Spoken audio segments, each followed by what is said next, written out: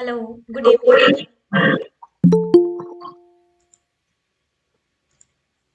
Hello, am I audible? Please confirm. Hello. Yes, Shruti, we can hear you.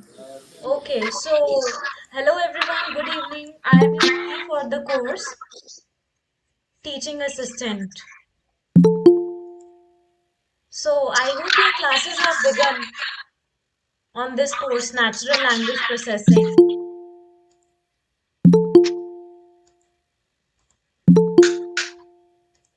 A live class, huh? So can you see me as well as hear me? Yes, yes. Yes. Okay. So okay, good evening. So, any doubt you have, you please put in the chat box or raise your hands, okay? We will be discussing soon. Just let the people in. Like we'll wait for 2 to 3 minutes. People are still joining, okay? So your class has started yesterday. Is it a live class or the videos are shared with you?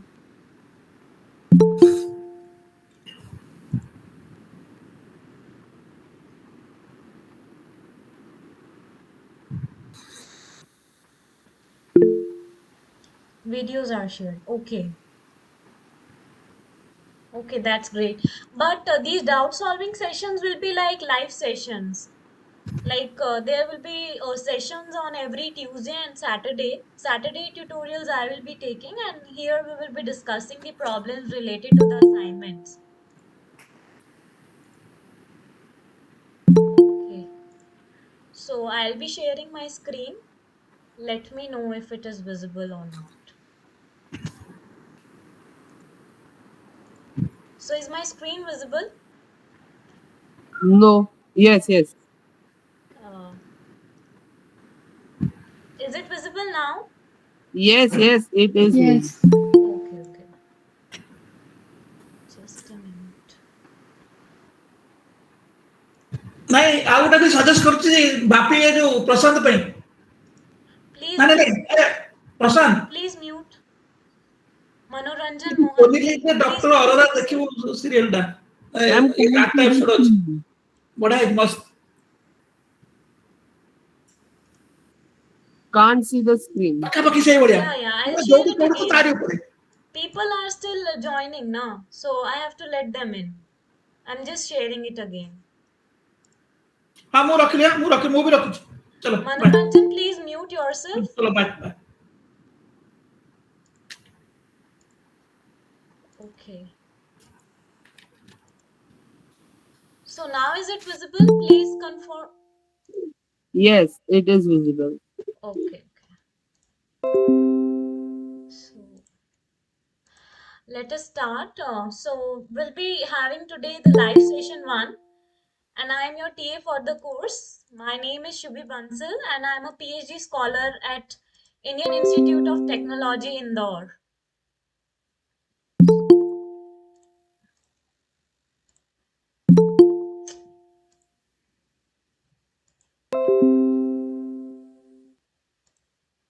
So, how many people have attempted the assignment 1?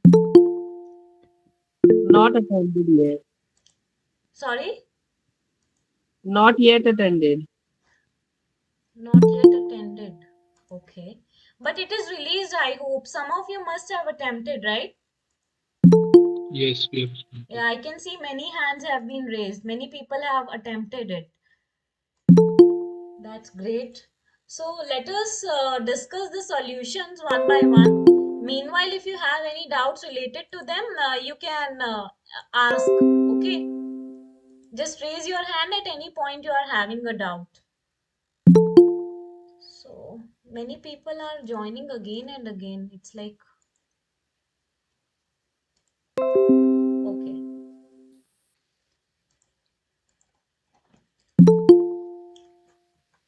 So let us start with the first question. I'll be discussing assignment 1 for today. Let me know if anyone is having any doubts in the assignment of week 0. No. Any doubts in week 0 assignment?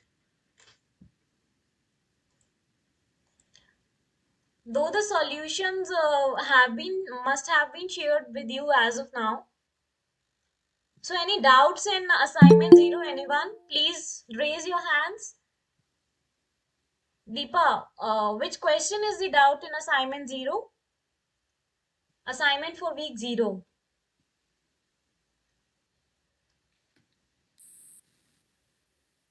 Please raise your hands. First, we will discuss the doubts related to assignment 0. Then I will proceed with the assignment 1's discussion today.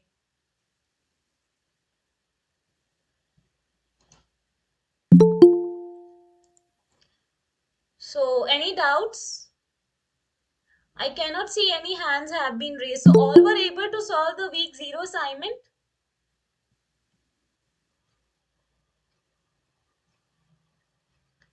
Okay, assuming that there are no hands raised and no queries asked, I assume that all of you have been able to solve it. So, can you please tell like how many questions have you solved related to this? How many videos you people have watched? Did not attempt which assignment? Rajshri, Suman, you can unmute and answer, but one person at a time will speak.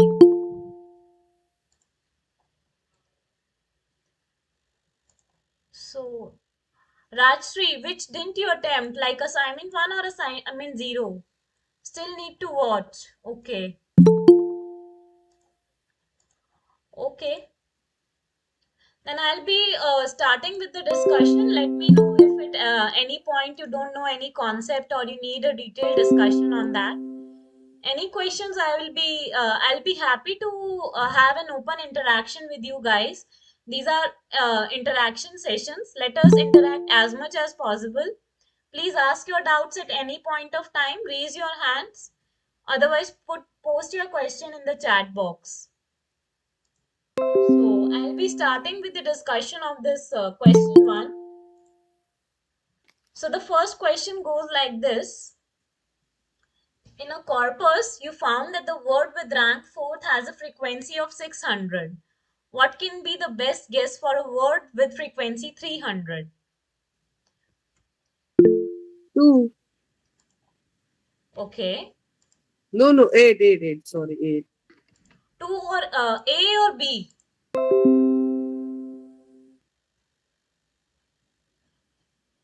Okay. 2 is A only. That's right. So 2.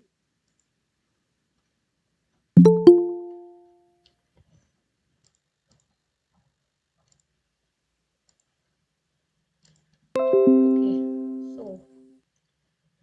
So how can we? I'll give you 2 minutes. I'll give you 2 minutes time.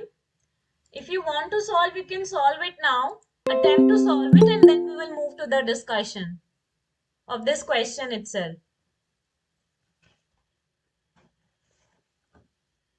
So this is the question. I hope my screen is visible to everyone. Please try to solve it.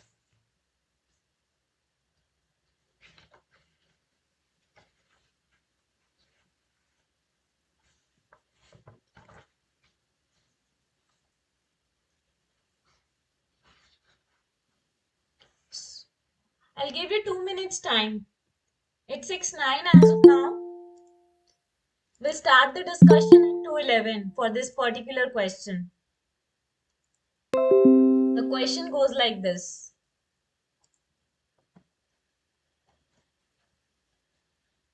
I'll give you a hint. Here we can apply the Zipf's law.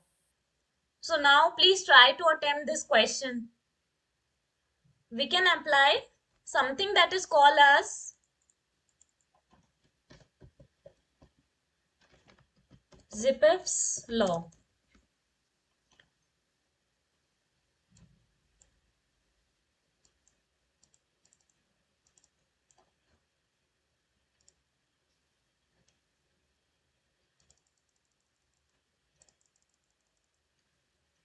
This you people can apply and try to get the answer. I will discuss what is Zipf's law and how you can apply here.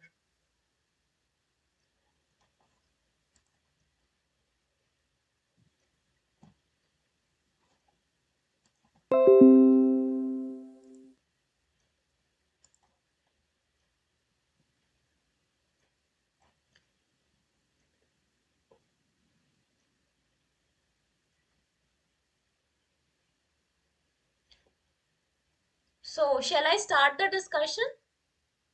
Or you people are trying? Please interact, please answer, please unmute and answer, or either raise your hands.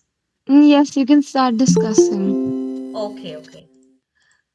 So, Zipf's law, it states the relation between the frequency of the word and its rank. And there is this one particular formula that we will apply where it states that the frequency of a word is inversely proportional to the rank of the word. Okay, my screen is visible, everyone? Yes. Okay. So frequency of the word is inversely proportional to the rank of the word. This you will be seeing in the lecture 4 video of lecture 4. This formula you will be encountering. There is a law that is called as the Zipf's law. It gives the relation between the frequency of the word and its rank. So here you just got to put you just have to put the values from here, and then we'll try to get the answer. So here it says in a corpus you found that the word with rank 4th has a frequency of 600. So assuming that the word refers to W1. Okay.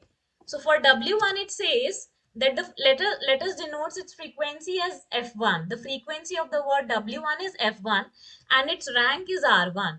So given R1 is, because we can see the rank of the word is 4.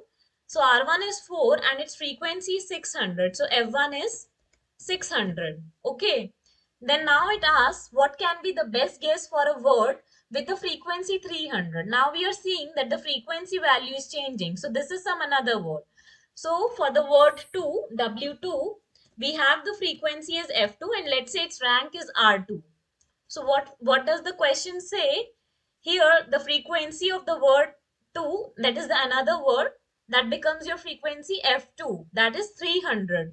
So the question demands you to find what will be R2. So now plugging the values into the formula, that will become F1 by F2 because they are inversely proportional, so it will be R2 by R1. Okay, so now just put the values here. So here F1 is 600 divided by F2. What is F2? Can anyone tell? 300. So 300, that would be equal to R2 by R1. You are supposed to find R2. So keep it as is divided by R1. Here R1 is 4. So if you do this division, so you on the LHS you will get 2 is equals to 2. R2 by 4. So your R2 becomes 8. 8. So earlier people were saying that the answer is A, that is option option A, that is 2. But now we have solved and we see that the answer is going to be 8. So the correct answer is option C. Is it clear, everyone? Please Yes. ask if there are Yes, any ma'am. doubts. I'll be more than happy to discuss. Oh, yes, ma'am, it's clear. Sorry, please speak a bit louder. It's clear. It's clear. Okay. So this is what we applied here, that is known as the Zipf's law. I'll again discuss this once to ensure that the people who just joined, they are also familiar. So here it was given that the word with the rank 4 has a frequency of 600 and we were supposed to find the best guess for a word with frequency 300. Here we applied the Zipf's law, which we will be seeing in the lecture 4, which states that the frequency of the word is inversely proportional to its rank. From the question, we were able to find that R1, because for the first word, R1 was 4, F1 was 600, F2 was given to be 300, you were just supposed to find the value of R2. So we just simply plugged in the values and we found R2 to be 8. And then the correct answer is option C. Okay. So now let us move to the next question.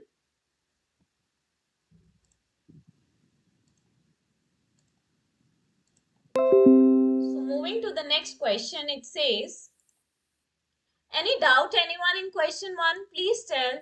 Please raise No, your ma'am. hands if there are any doubts. These are It's open clear, ma'am. interaction sessions.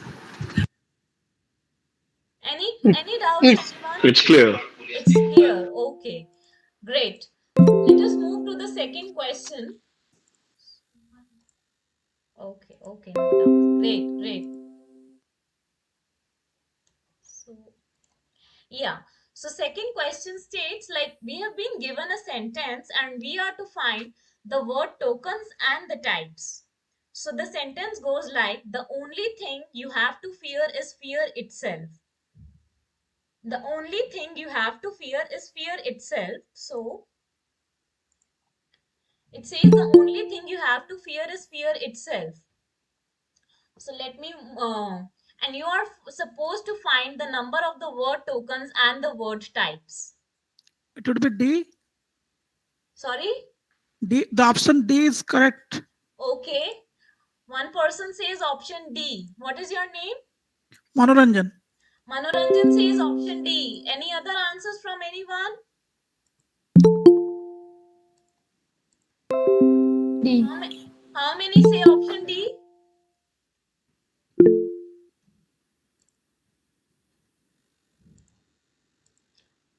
A. Lakshmi Sahiti says option A. Okay. So we have choices for A and D. Any other? A. Okay. So I will discuss now. Admit all. Okay.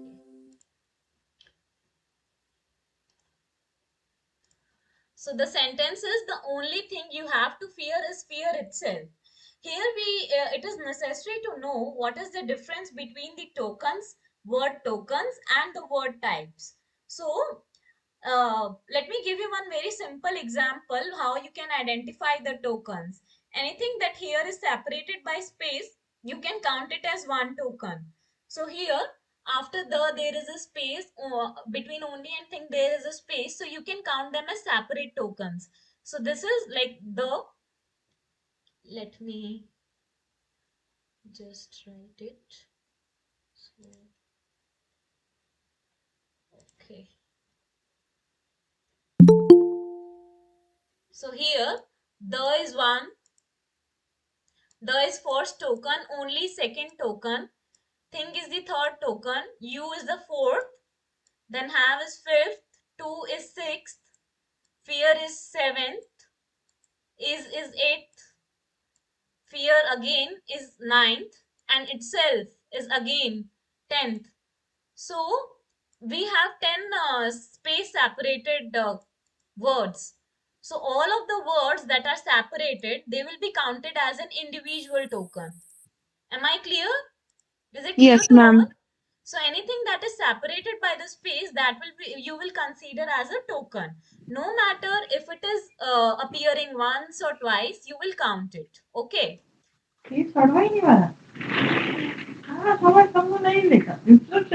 So Mohan, please mute yourself. Ma'am, Yeah. Sure. you can also mute him if you click on him. Okay, Shreya, thanks. So, where were we? I discussed about the word tokens. And now here we will be discussing about the word types. So, in types, we will not consider the second occurrence of a particular token. So, here if we see, let me turn on this pointer. So, here if we see this word fear, it repeats twice. Though we counted it as an individual token, this particular word as an individual token, we will not consider it twice when we are considering the types. So here types will be your unique tokens. Okay. So token is just an individual word that is separated by the spaces. So here like this is first, second, third, fourth, fifth, sixth, seventh, eighth, ninth, 10th. But for the types, you are going to consider only the individual tokens.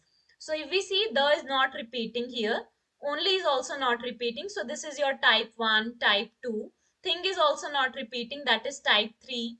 U is also not repeating. Type 4, have, we cannot see its second occurrence. Fourth or fifth type, then this is sixth. So if we see this word fear, this repeats twice, right? This is the first occurrence of fear and this is the second occurrence. But because we are considering the types and type is an individual token, so you will only consider it twice, that is fear. That will account for your sixth token, sixth type, sorry. Then this is seventh, because we see is also not repeating. You will not consider this is again. Omit it. Do not consider it as a type again. We already counted it.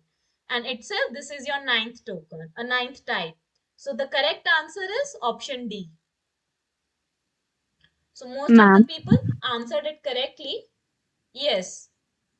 I'm a small doubt. Even Yes. if words like the, is, they Yes. are repeating, then also they're considered different word types. No, yeah. Though they will be considered as different types, because is an individual token, is an individual. Is different from is, right? So Yes, that ma'am. that we count it as unique. But then when we are studying in the future courses of this lecture, we will see that this is the these are called as a stop words, because they occur very frequently in the language.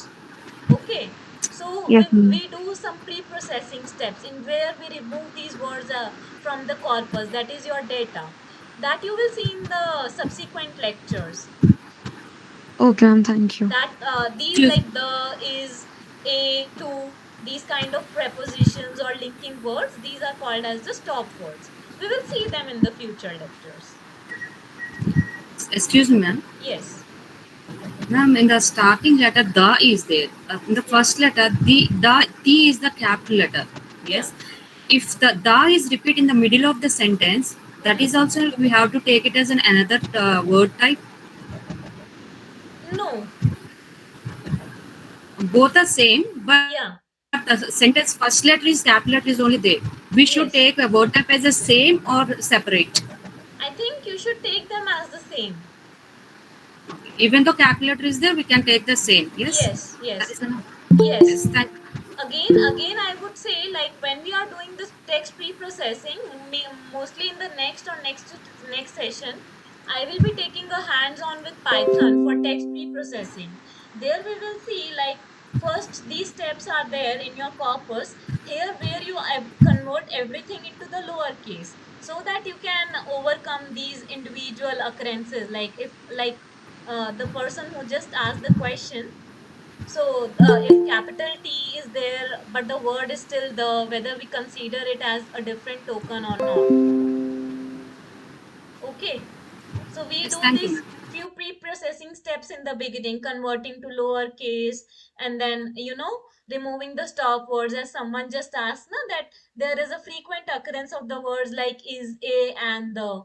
So that we will see in the future course when we are proceeding further. Any other questions? So I hope this point is clear to everyone. We can, sorry, I wrote here individual. I should be writing here unique. Unique or non-duplicates.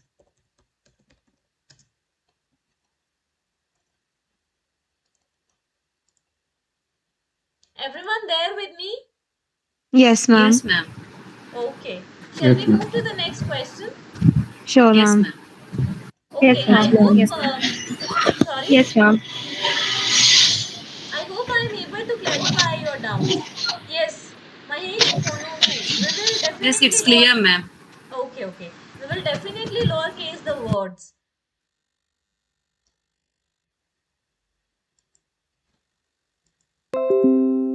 Okay, moving to the third question.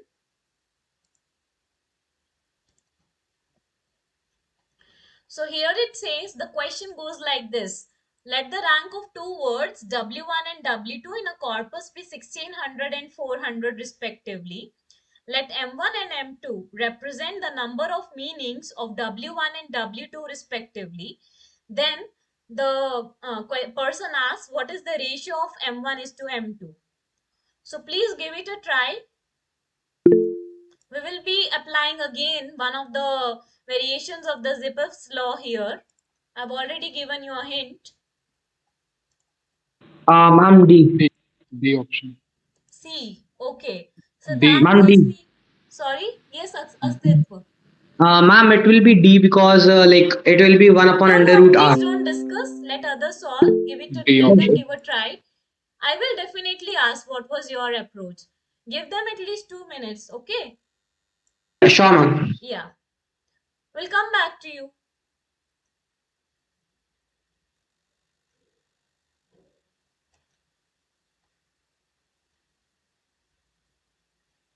So any other answers? Let me open the chat box and see.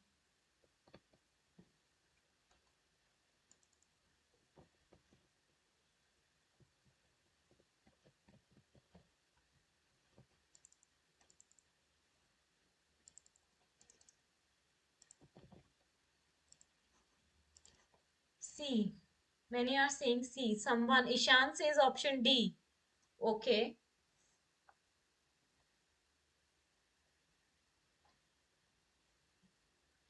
One minute to go. Please attempt. Please attempt, everyone. Please give it a try. We are on question 3. This is the question on my screen.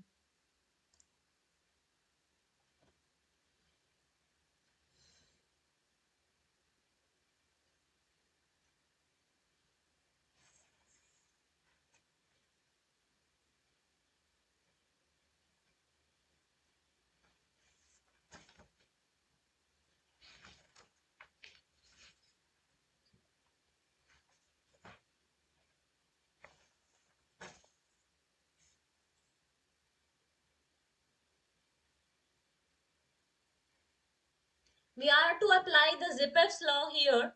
Zipf has given many laws. Most famous one was F is inversely proportional to R. Some of the other empirical laws we have given, he has also given, that are not so popular.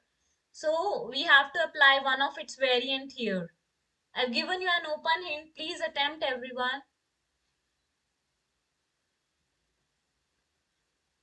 I'll discuss in a minute.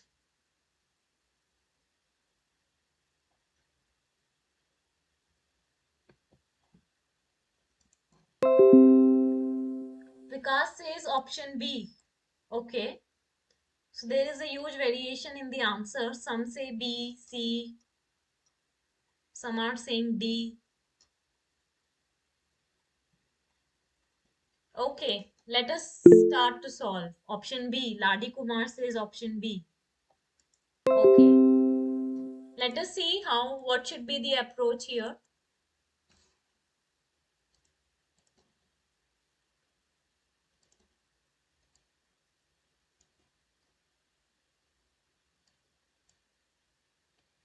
Okay.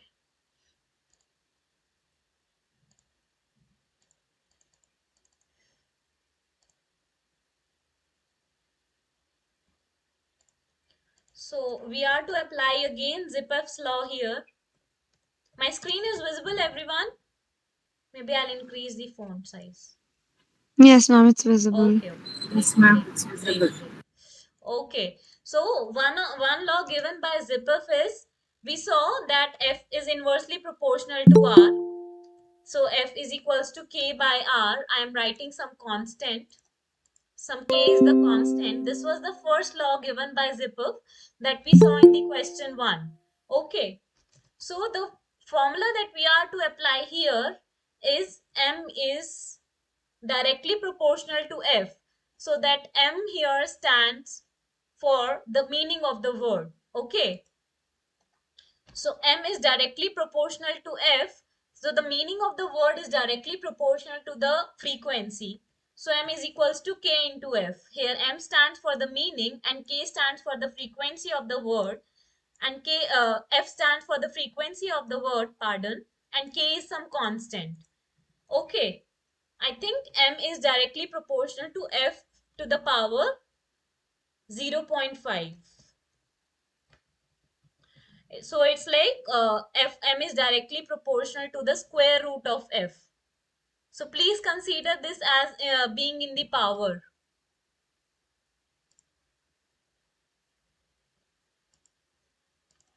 So I've written here also m is equals to f to the power 0.5. So m is directly proportional to the square root of the frequency.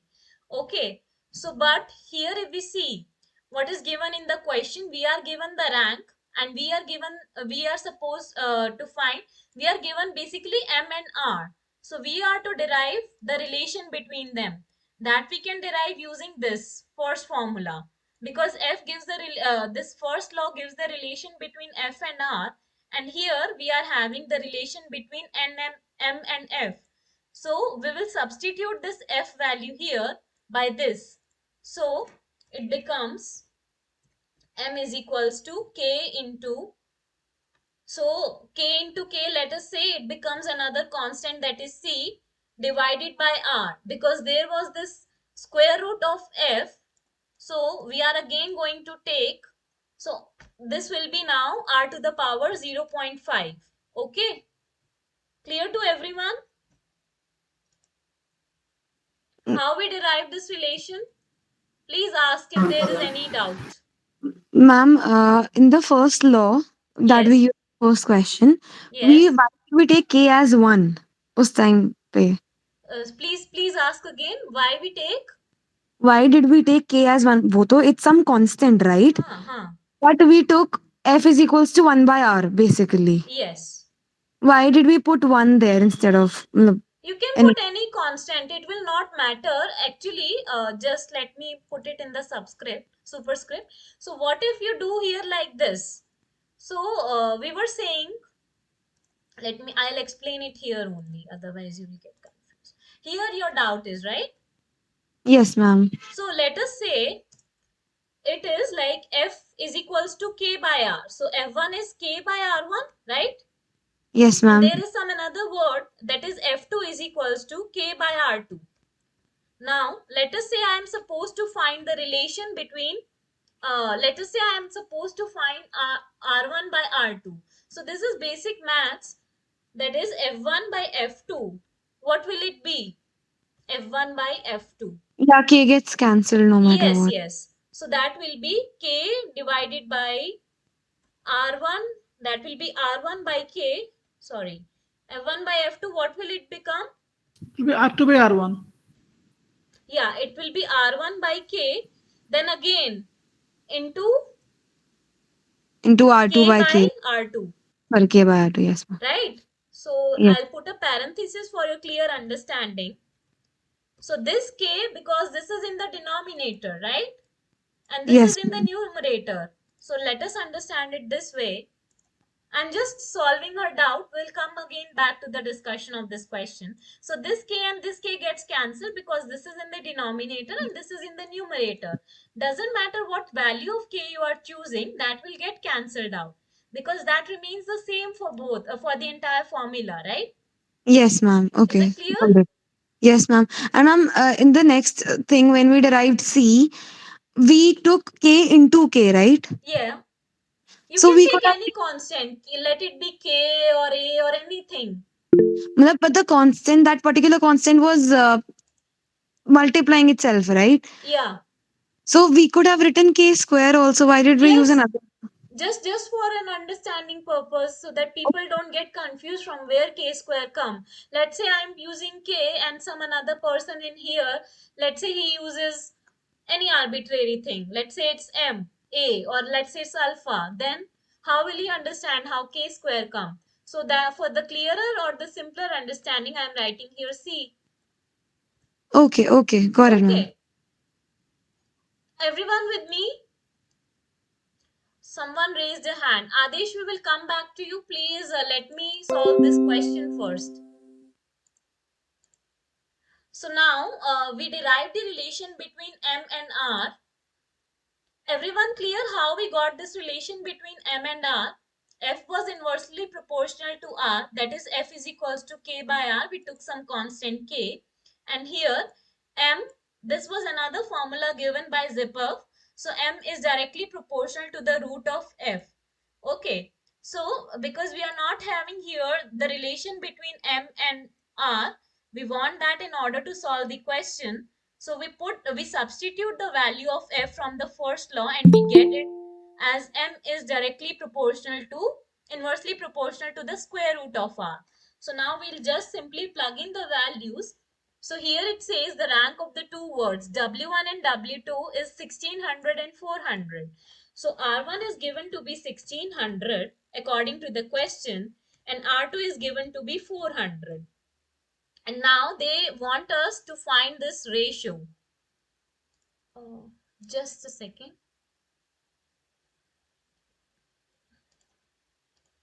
So now they want us to find the ratio M1 by M2.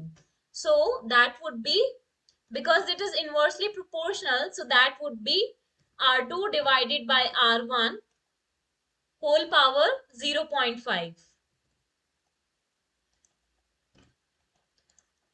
This is your power 0.5. So that becomes 0.5 or the square root. Okay. So that becomes R, because we were taking R2 by R1. So that becomes 400 by 1600 to the power half, to the power 0.5. That reduces to 1 by 4 to the power 0.5.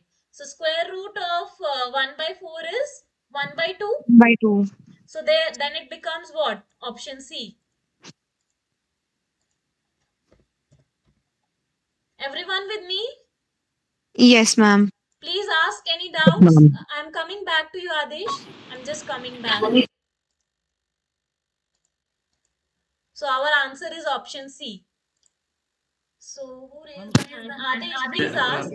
I think Adesh was the name. Or Astitru. No, ma'am, it's clear for me. Okay, great. Instead answer like that. Golapalli Shriyans. Yes, ma'am. Yes, So please, instead of please speak a bit louder. okay, I'm sorry. Instead of arriving at the answer like that, can we assume that when a word has a lower rank, say 400, compared to another word with a rank 1600, the word with the rank 400 that is used more often in the text has a lot more meanings than the word with rank 1600. You can directly arrive at the answer like that. Yeah, you kind of can derive that conclusion, but it's better if we go and solve this formula mathematically. Okay. Yeah, I think that would be one of the illusions to solve, but it's better if you go by this approach. It makes a thing lot more clearer. Yeah. According to me. Okay. Okay. Thank so, you. yeah, thank you. So I hope everyone is there with me. Please ask the questions. Please ask doubts as much as possible. This is for yes, Manoranjan. Bhavna, please ask. I'll again explain once. So we applied Zipf's law here, where it said like f is inversely proportional to r. That was the first formula. The main formula that we were supposed to use is m is directly proportional to the square root of f. This was the very important formula that we were supposed to use here. Okay, but we were in the question given the relation. Let me go to slide. But in the question we were given only the value of m and r. So using the first two laws we derived this. That is, we just substituted the value of f and we got m is inversely proportional to the square root of r. From the question we put the values of r1 and r2 corresponding to the word w1 and w2, and then we derived this ratio m1 by m2, that is r2 by r1 to the power 0.5. From there, we got the answer as 1 by 2, that is option C. Everyone there with me? Is it clear to all? Yes, ma'am. Great. Yes, ma'am. Great. Let us move to the next question.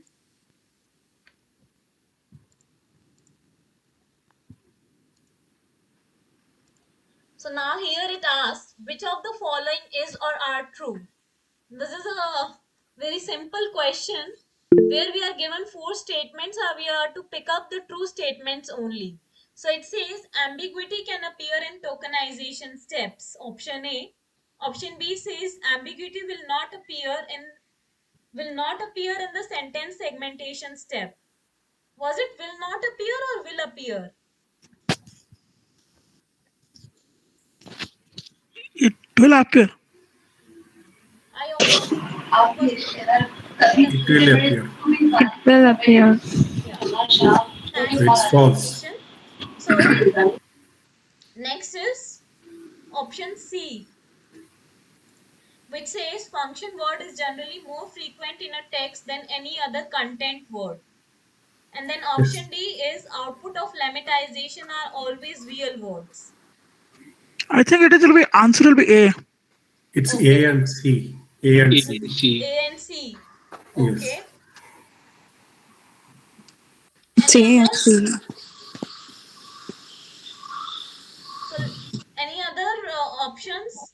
Please tell. Please A, A, C, and D. A, C, and D. Yeah. Okay. Tokenization is a mechanical process, right? We separate the space and we there is no ambiguity in tokenization, I guess. Okay, we will discuss. We will discuss. Not always the criteria is the separation by the space. There are different criterias.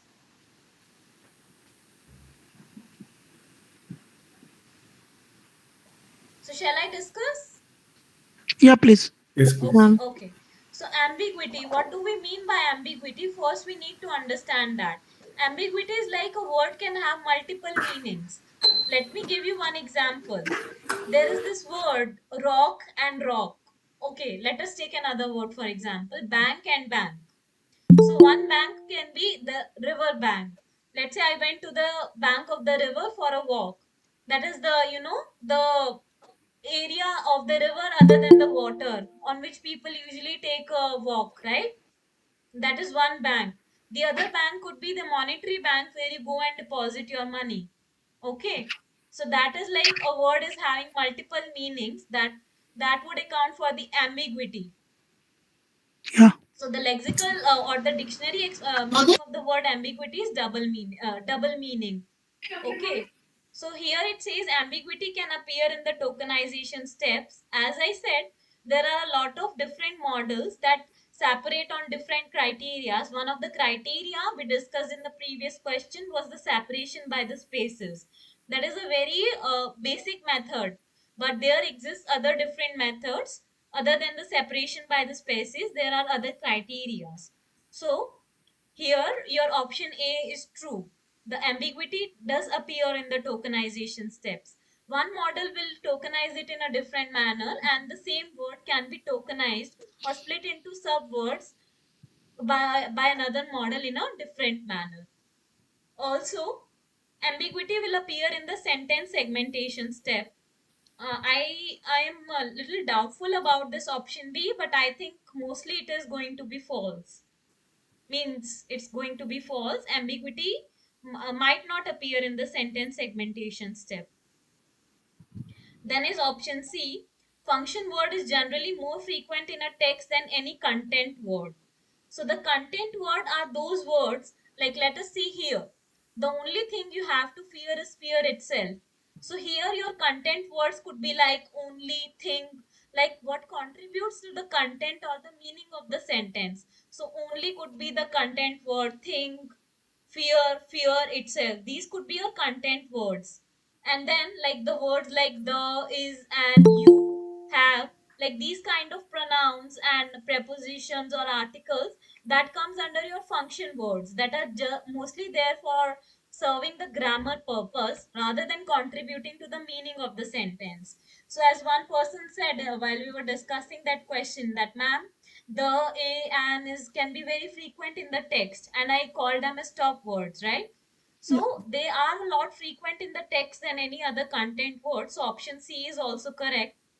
And output of lemmatization are always real words. I think this is also going to be the correct. What is lemmatization? Let us say, let me give you one example. There is this process.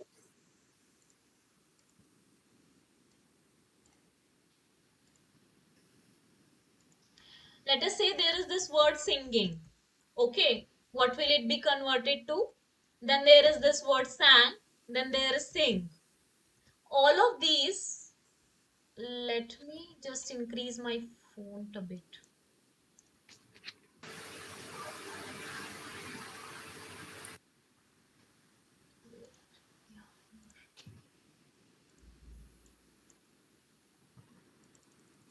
So all of these will be converted. Lemmatization is a process of converting the word to its dictionary meaning.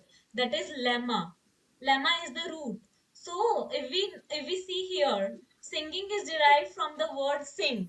So it will be converted to sing and sang. That is the past form of the word sing. Okay, so its dictionary meaning, if we see the lemma or the root word, it will be converted to sing. And sing, since it is already in its root form, will still remain the same, because these are three different variations of the same word, but still the meaning is going to be the same for all of them, right? It's just in what manner they are being used, whether it's the past, present, or continuous tense. They are all converted to the word sing. This is your lemmatization process, converting the word to its lemma or the root. Okay, this is very frequently used, and this is one of the very important steps of your text pre-processing. So the output of lemmatization are always real words. So according to me, this is also correct. So the correct answers would be A,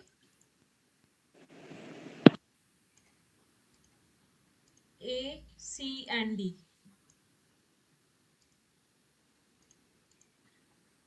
So this is your answer for this question. Excuse me, ma'am. Yes. Actually, I have used the WordNet lematizer, and I tried to lematize a better word.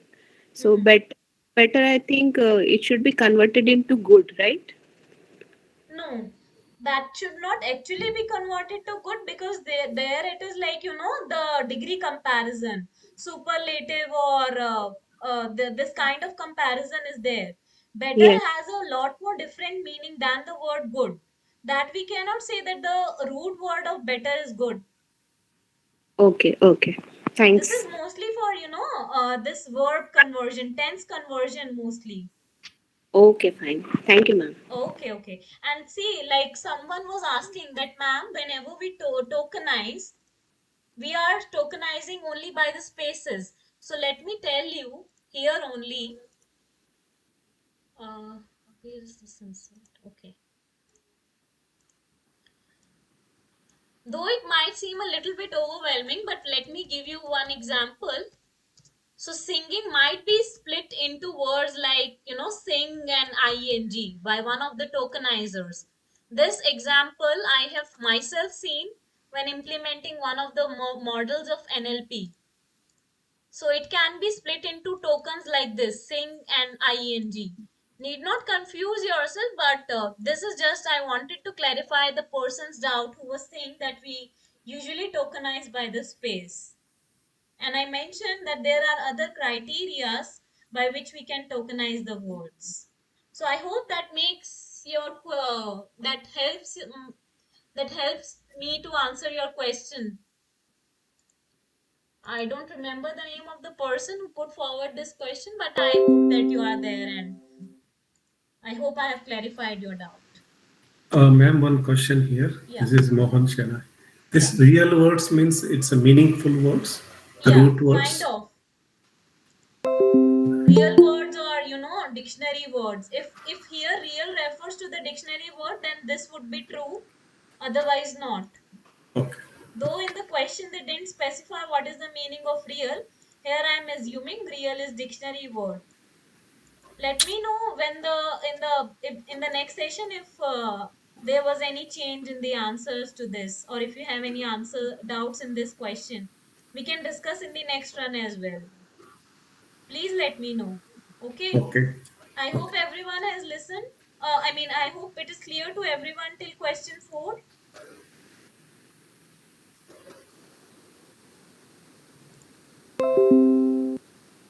Okay, okay. Better will be converted to good using. Okay, I don't know. Okay, great. Let us move to the next question.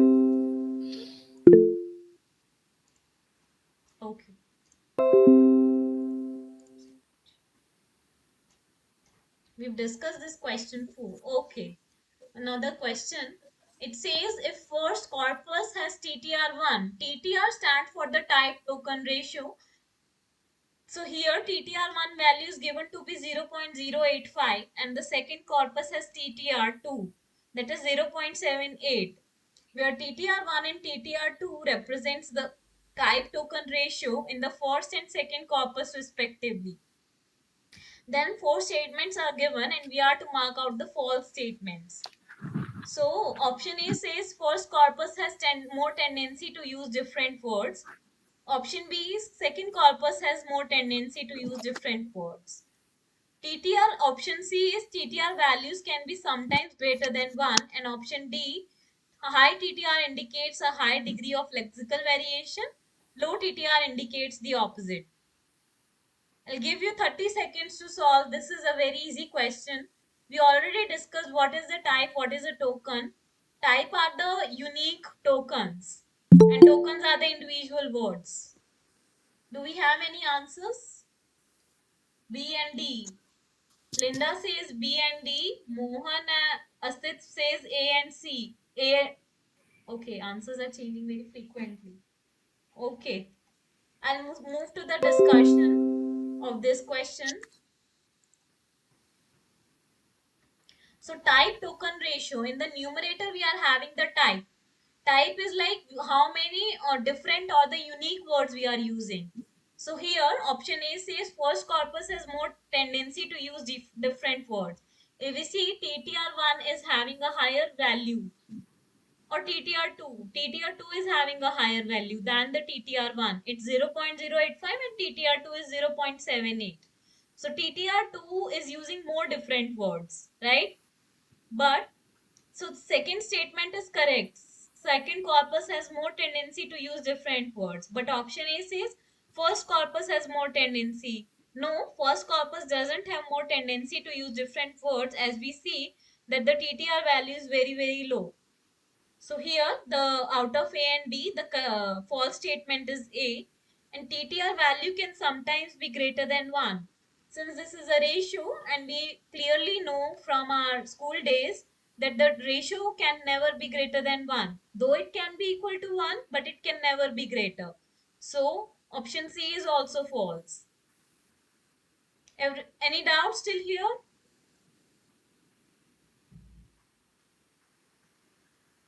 Am I audible? Yes, yes. Yes, ma'am. Yes, I'm your audience. Okay. It's quite clear.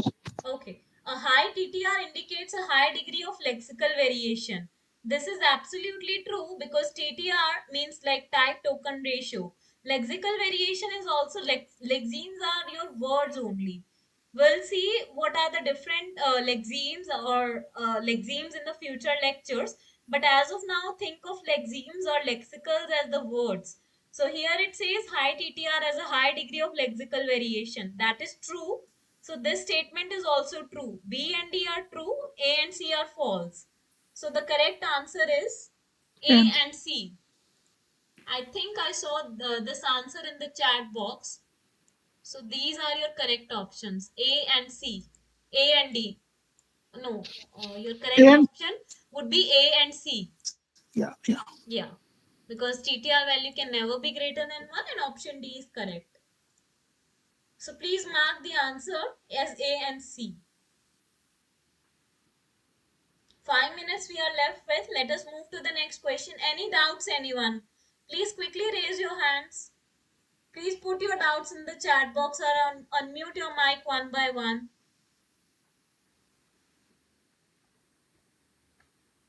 No, It's ma'am. clear, ma'am. Okay. Can you discuss option D again? D, actually, I'm Sure. confused. So here it says a high TTR indicates a high degree of lexical variation. You can think of lexicals like lexemes as words. And here TTR, type token ratio.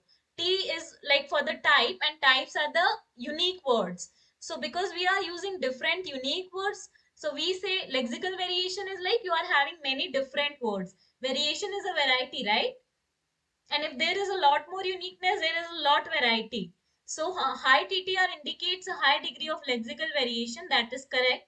And a low TTR, if the type token ratio is less, means the unique words that you are using, their unique words are not so not large in large number in your corpus.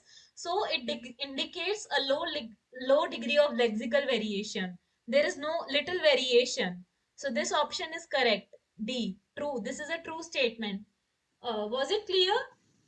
Yeah. Thank you. Okay, okay. Let us move to the question number 6. So it says, in linguistic morphology, what is the process? It was given as dash. So what is the process for reducing inflected words to their root forms? So options are given as A, B, C and D, where D says option A and B both.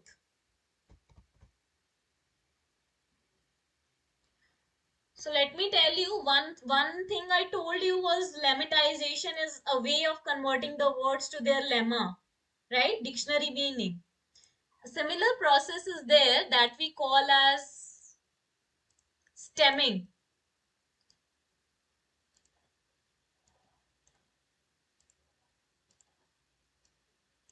Similar process is called as stemming, where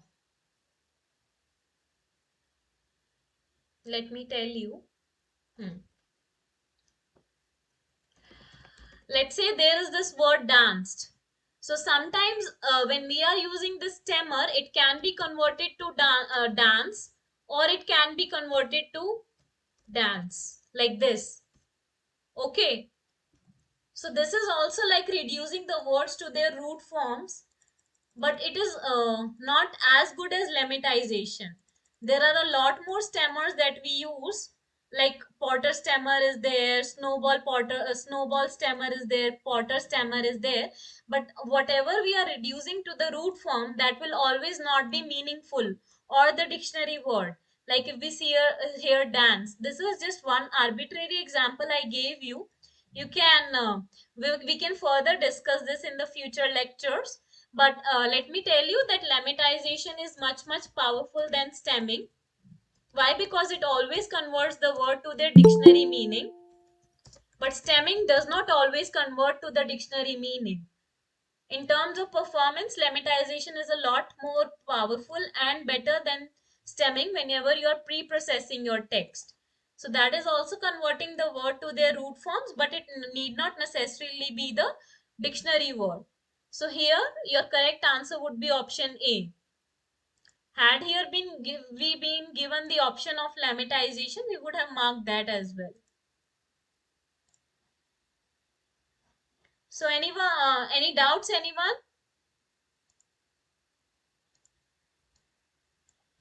Ma'am, Yeah. can you tell me what is the meaning of text proofing? Text proofing is kind of when you kind of do this proofreading of the paper. Now you are trying to figure out what are the mistakes, grammatical mistakes, or any ambiguities. I think along those lines would be the concept of text proofing. Okay, ma'am. Thank you. Kind of.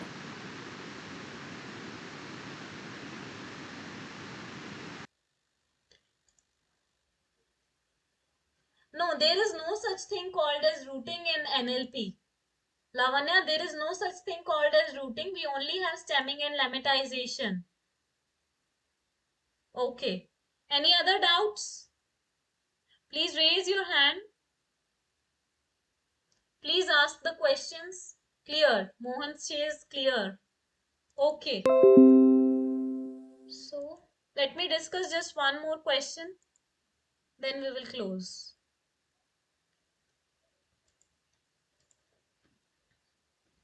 So here it says morphological segmentation. This is just a definition. Morphemes is like breaking the words into their individual morphemes and identifying their class. So the option C, this is just a definition based question. Here the correct answer would be option C. This definition will be discussed in the one of the lectures.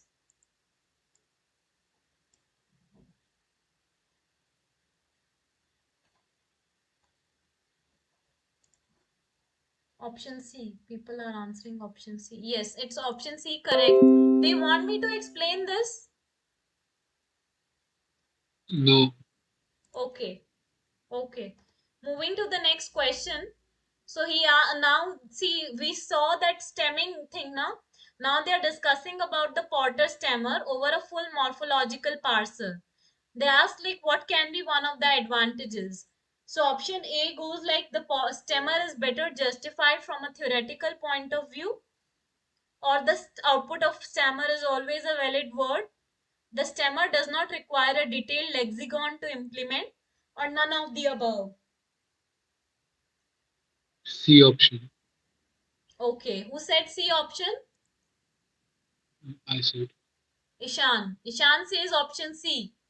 I'll quickly explain. We are already running out of time, so let me explain this quickly.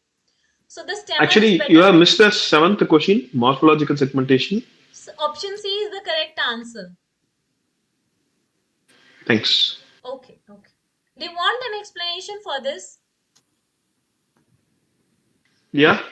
Yes, please. Any explanation you need for this? Hello, madam. Hello. Yeah. No. This is Ranjit. This is Ranjit Subba.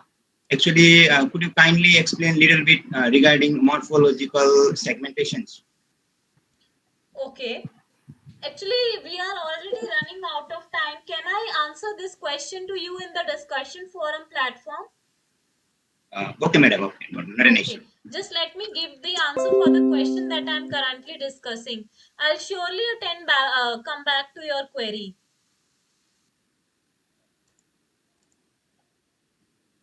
So here, as we saw in one of the examples that I gave in the previous slides, that the stemming can always not be a meaningful word whenever it is converted to its root form. So can we say that it is justified from a theoretical point of view? The answer would be, any guesses? No. Okay. Yep. Yes. So the output of stemmer is always a valid word? No. No, right. And the stemmer does not require a detailed lexicon to implement. The option C is correct. Why? Because we are seeing that it will just chop off the word. The sum of the end words, it will chop off. Like here, if we see it just as this example that I gave you, if we take this dance into account, okay, if we remove this AED, consider this as chopping off. It will just remove or pluck the word. Stemming, you know, right? Removing some of the stems of the plant. So it will just remove these two. Chop these two off and it will say that DANC, this is your output. So we cannot say that the output of stemmer is always a valid word. And because this is not true, that it will not always be a valid word and it will just chop them off, we can say that it does not require a detailed lexicon to implement. Lexicon is like mapping it to the dictionary terms. Okay, so here the answer is option C.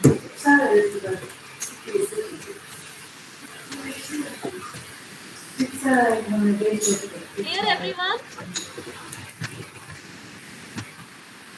Clear, ma'am. Yeah. Yes, ma'am. So we are already running out of time. Do you want me to discuss the remaining two questions, or are you having another class? Can you discuss the 10th question? You can go ahead. Sure. 10th I question. would like to go ahead. I hope people are still there. Just please, yeah. I'll definitely share more. Please stay for just 5 more minutes. What is the nature? Eight question again. Akshat asked for 8 question again. So answer would be option C. As we saw, because it is not converting the words always into the correct dictionary form, it is just chopping them off. We cannot say it is justified from a theoretical point of view, because we might lose the, what is this DANC referred to? I'm not knowing this. Please mute your mic. Who is this? Mohan. Yeah, sorry.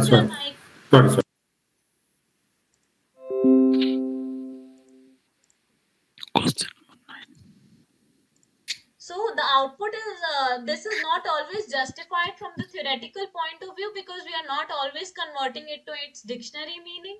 That is not this is not a good option, just chopping off few of the words of few of the letters from a particular word. So this is not justified. This is not always a valid word, as we saw. And because this is not always a valid word, we do not require a detailed lexicon to implement. This is just a rule based stemmer, because we will see in the theory class, as well as with the hands on session with Python in the subsequent lectures, that it simply chops them off. There are certain rules according to which it will chop the words off and convert them to their root forms. Is it clear, Akshay? Option C. Akshad, are you there with us? Okay, got Yeah, it. yeah, got it. Great. Let us move to question 9. Now it's asked, what is natural language processing good for? Summarizing the blocks of text, automatically generate the keywords, identifying the type of entity extracted, or all of the above? All of the above. Yes, great. It's the correct answer, option D, all of the above. This process in NLP is known as text summarization. If you have used or if you have seen that ad in shorts, it summarizes the news into just 60 words, right? So that is one of the applications of NLP, where they use the text summarization technique. Automatically generate the keywords. Whenever we are using this WhatsApp, we get some auto suggestions, or whenever we are writing the mail, let's say I wanted to write this word keyword itself, it somehow tells me that you can write key KE, and then remaining letters it shows me in gray, and if I hit on tab, this word will be automatically typed, right? So that is kind of automatic generation of the keywords. Even in Google search, when you are doing how to stay dash, it gives you suggestions like how to stay happy, how to stay fit, right? How to stay healthy. That is kind of automatic keyword generation. Heavily explored area and wide application of NLP. Then there is this option C, identifying the type of entity extracted. So entities are like your name, place, organization, person. Given this sentence, Modi is the PM of India. So here your entities will be Modi, PM, India. Why Modi? Because it is a name. Why PM? Because it is an authority, that is an important position. And India. Why? Because it is a country. Okay. So this is known as the entity extraction. Again, NLP is widely used. So here your answer is going to be option D. So any doubts, anyone? Language model. Okay, yes. That is one of the models to implement these techniques. So clear, everyone? Yes.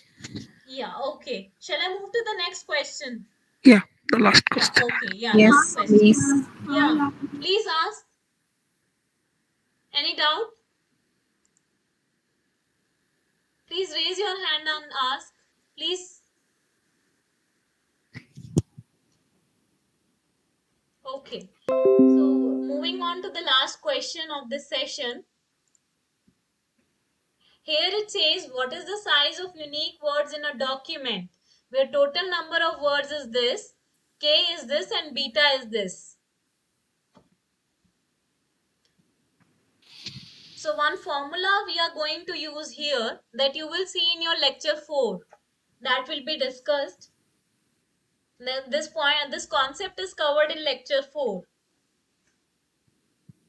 So I will discuss that formula quickly here. That comes under the article of vocabulary growth, how the vocabulary grows with the size of the corpus. So the formula goes like this. Here V stands for your vocabulary. Vocabulary is all the unique words in your corpus. Okay. And the formula goes like K into N, K into beta, K into N to the power beta. This beta, assume this B is your beta, okay?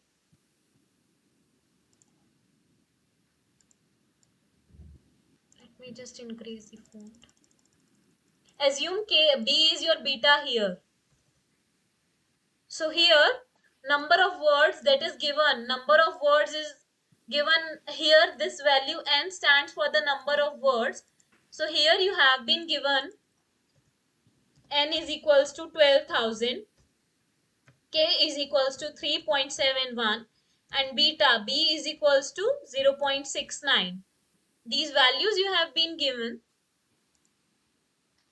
Just a second. Just plug them into this formula, so it becomes like this: cardinality of V, or the vocabulary growth, will be equal to 3.7, that is k into n. N is 12,000, and 12,000 to the power of what? Beta. Beta here is given to be 0.69. If you solve out this value, it becomes as 2421. Option A.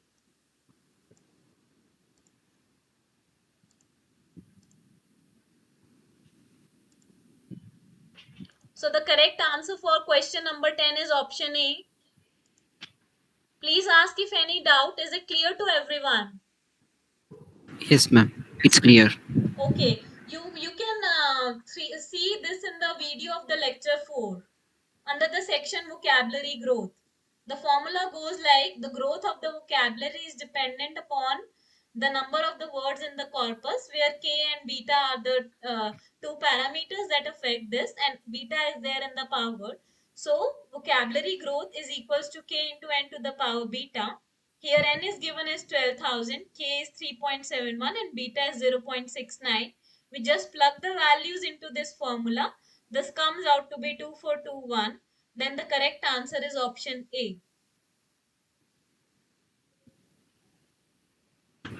Could you please show the answers for question 3 and 4? Could you please explain them? So the answer for question C is option C. Here we applied the Zipf's law, where F is inversely proportional to R. Again, this is discussed in lecture 4 under the section empirical laws. This is one of the very important formulas given by Zipf. This is not so popular formula or the law that he gave, where he stated that M is inversely proportional to the square root of F. F stands for the frequency of the word. Since we want to link the meaning of the word to its rank, we substitute the value of f from here, and we get m is inversely proportional to the square root of r. In the question, we have been given the value of r1 and r2, and we are supposed to find m1 by m2. So m1 by m2 will be, because it was inversely proportional, so it becomes r2 by r1 to the power 0.5. Just plug in the values. 400 by 1600 to the power 0.5. You get the answer as 1 by 2. That would account for your option C. Is it clear? Yes, ma'am. Yeah. So question 4 asks you which of the following statements are true. So we have been given 4 statements. Answer is option A, C, and D. Ambiguity is like what are the two different meanings that can account from this occur from the same word. So one example could be bank and bank. One bank could refer to your river bank. Please mute. Please mute. Who is this? Manoranjan, mute yourself. Yeah, sorry.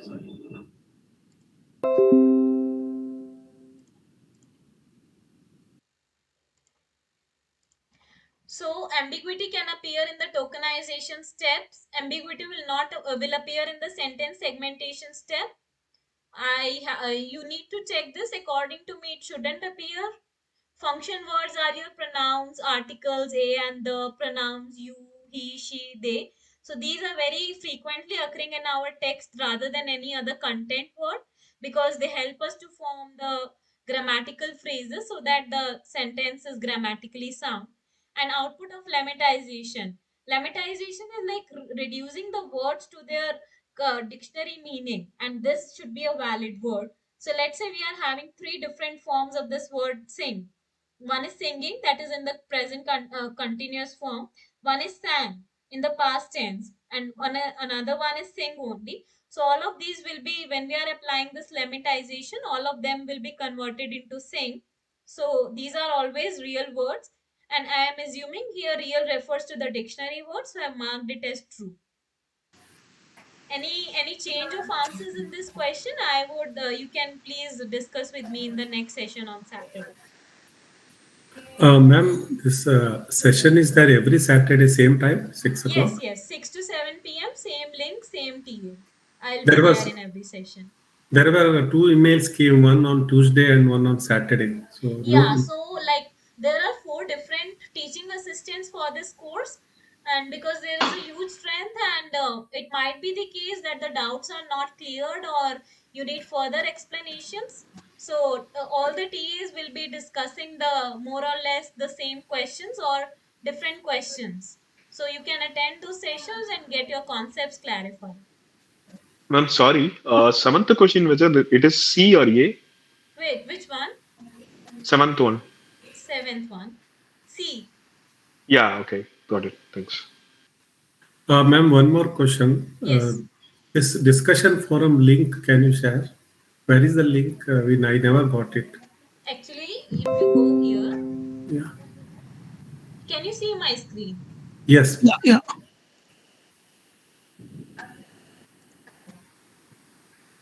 So if you ask questions on discussion forum, somebody TS will reply. Okay, yes, definitely they will be replying to your queries. Sure, ma'am. Yeah. Otherwise, this is my mail ID. You can always send me a mail Yes, stating ma'am. the subject as NPTEL NLP course doubts. Okay. Ma'am, could you please read it out? It's too small. See, I have put it there in the chat box. I'll put it here in my. There are people joining. The session is about to get over. It should have already gotten over by 7 p.m. So my email ID goes like this.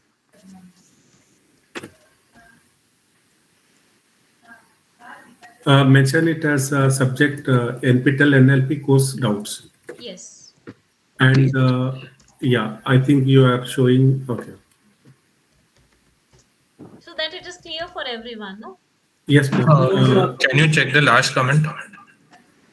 I will check. Did you use a telescope too? I saw someone on the hill with a telescope. Did you use a telescope to see someone on the hill, or did you see someone on the hill holding a tent? Okay. Sentence segmentation with ambiguity. Yes, correct. So I think please make a note of this. I think then all of them will be considered as true. No, ma'am. Actually, sentence segmentation. This is a structural ambiguity.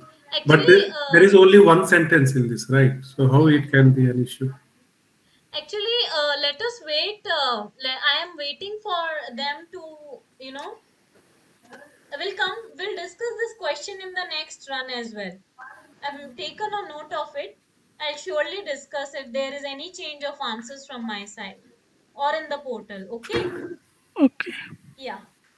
So this is my email ID. Ma'am, the link you are about to say, show. Yeah. Please wait. I will attend. I'll definitely come back to your. Okay. This is my email ID. You can mention the course. You can send me a mail for assignment related or the video related doubts with this subject. NPTEL NLP course doubts. So here, if you see, I am going to my courses. Go to course.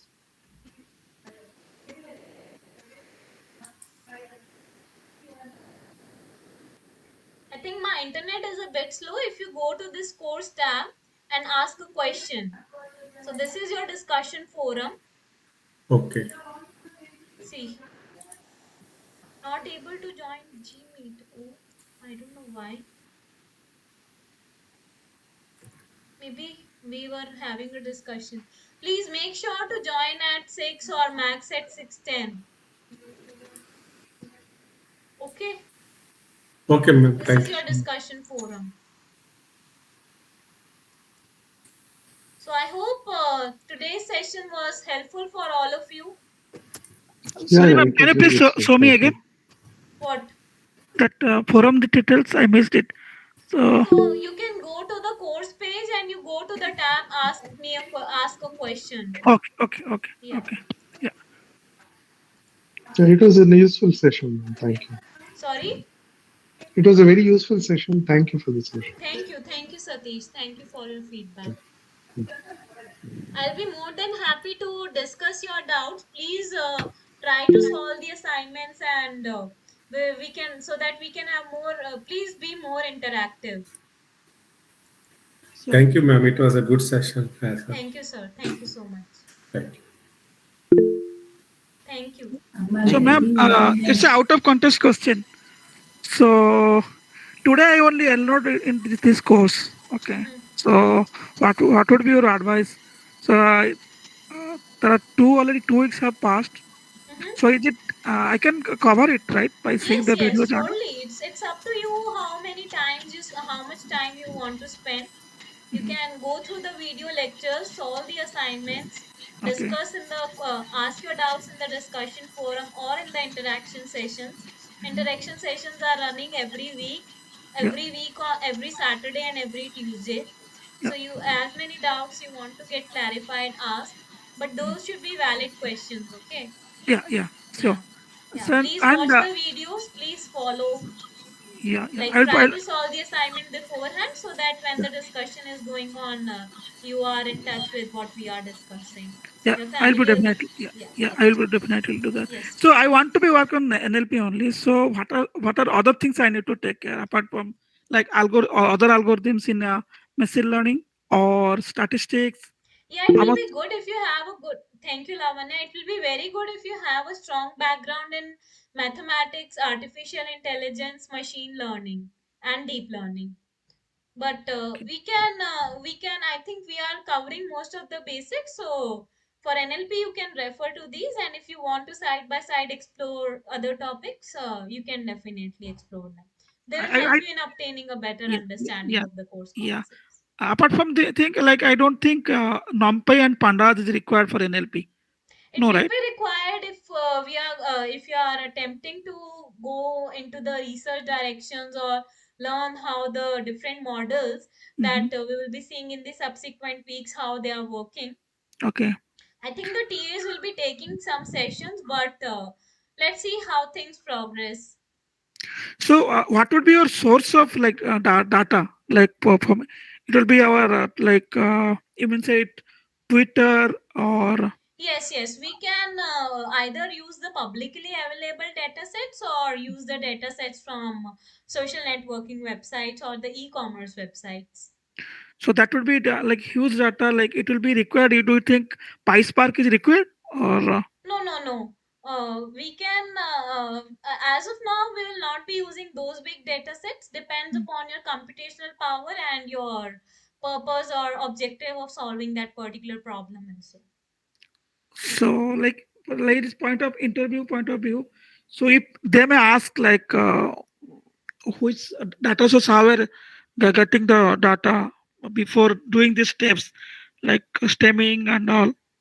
So the source of data and how you are fetching the data to your system. So which tool you are using. So which tool will be like useful. So it will be like I have to go through that, right? So what is exactly your purpose? Could you discuss that in detail? So see, I am doing this course AI ML. Okay. So apart from like I am interested in NLP only. Okay. So like definitely we'll be getting this data input data to process it. So how will be processing the data and what will be the source of data? Text data you can normally pre-process using your Google Colab notebook and Jupyter notebooks. That are Okay. the widely used tools. Text-based data, millions of rows you can process very easily. Okay, and Okay. your sources of data, as I mentioned earlier as well, would be the Data publicly available data sets, or you can do the scraping from the social networking websites or the e-commerce websites as well. Okay. Thank you. Yeah. Thank you. Thanks a lot. Okay. So, any other doubts?